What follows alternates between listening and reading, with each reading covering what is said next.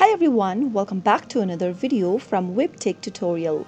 In this video, we will be learning how to change your name on Spriggy School's account. So without wasting much of our time, let's dive into the video. First of all, open a web browser and type in spriggyschools.com.au and press enter on your keyboard. This will now take you to this page, from where you'll need to log into your account. Once you're signed into your Spriggy Schools account, click on the account option at the top left corner. Scroll down and click on Profile. Now, change your first name and then your last name according to your choice, and then click on Save. Soon after you do that, you will be able to change your name on Spriggy Schools. So that is how it's easily done. If the video was helpful to you, go ahead and give us a thumbs up. Don't forget to subscribe to the channel by hitting the subscribe button.